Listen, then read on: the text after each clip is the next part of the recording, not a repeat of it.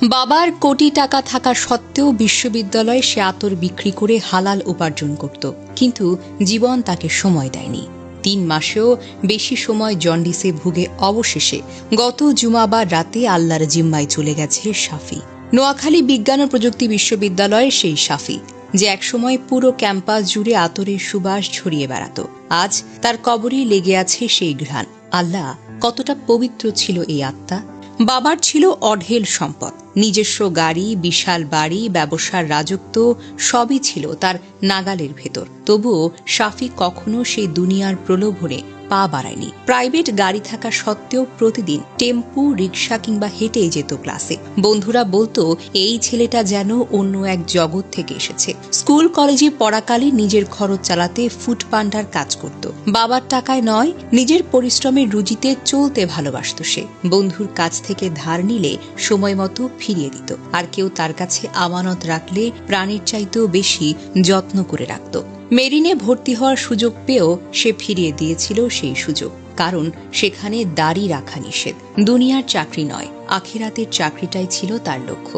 যে বয়সে তরুণরা স্বপ্ন দেখে বিলাসী জীবন, বিদেশে চাকরি, গাড়ি বাড়ির, সে বয়সে শাফি ভেবেছে, যে পথে আল্লাহর কোনো সন্তুষ্টি নেই সেই পথে আমি হাঁটব না। এটাই তো ইমানের দৃঢ়তা, যা আজকের প্রজন্মে বেশ দুর্লভ। বিশ্ববিদ্যালয়ের ছাত্র হয়েও সে অবসর সময় আতর বিক্রি করত। কেউ ঠাট্টা করলে হাসি মুখে বলতো, রিজিক আল্লাহর কাছ থেকে আসে, আর আতর বিক্রি করা তো হালাল। বন্ধুরা মজা করে বলতো, শাফি শুধু আতর বিক্রি করে না, চরিত্রের সুবাসও ছড়ায়। এক শিক্ষক তার মৃত্যুর পর লিখেছেন, শাফি সবার মাঝে সুবাস বিলিয়ে দিত। সে ছিল আলো, সে ছিল সততার প্রতীক। ভাবুন তো, একজন ধনী পরিবারের সন্তান, যার হাতে টাকার অভাব ছিল না, তবুও তো বাবার টাকায় হাত দিত না, কারণ সেই টাকায় ছিল হারামের ছোঁয়া। বলতো, হারাম রুজি দিয়ে কখনো দোয়া কবুল হয় না। কেউ কেউ বলে তার বাবার ব্যবসার সুদের ছোঁয়া ছিল, আর তাই তিনি বাবার টাকায় কিছুই করতেন না। এমন ইমানি সাহস, এমন আত্মসম্মান আজকের দিনে অলৌকিকতা ছাড়া আর কিছুই নয়। শাফি যেন আধুনিক যুগের মুসহাব ইবনে উমাইর রাদিয়াল্লাহু তাআলা আনহু, যিনি মক্কার ধনী পরিবারের সন্তান হয়েও ইসলামের জন্য কষ্টকে বেছে নিয়েছেন। মৃত্যুর পর তার জন্য কাফনের কাপড়ও পুরো শরীর ঢাকতে পারেনি। আজ শাফির জীবনও যেন সেই ছায়া। বিলাসিতা পেছনে ফেলে ইমানের পথে জীবন কাটিয়ে অবশেষে চলে গেল চির শান্তির দেশে। ৩ মাস ধরে জন্ডিসে কষ্ট পেয়েছে।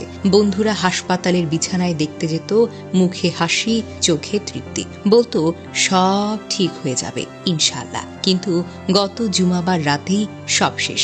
ফজরের আজানের সময় তার নিঃশ্বাসটা থেমে যায়। আল্লাহর কাছে ফিরে যায় সেই সুবাসিত আত্মা।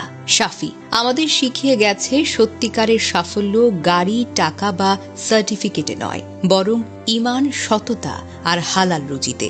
সে দেখিয়ে গেছে, আল্লাহর সন্তুষ্টি যখন লক্ষ্য হয়, তখন দুনিয়াটা তুচ্ছ হয়ে যায়। আল্লাহ এই তরুণটিকে জান্নাতুল ফেরদাউসের সর্বোচ্চ মর্যাদা দান করুন। তার মতো তরুণদের দ্বারাই পুনরুজ্জীবিত হবে মুসলমানদের আত্মা, আর তার সুবাস ছড়িয়ে পড়বে এই সমাজে, শাফির আতরের সুবাসের মতো ইমানের সুবাসে।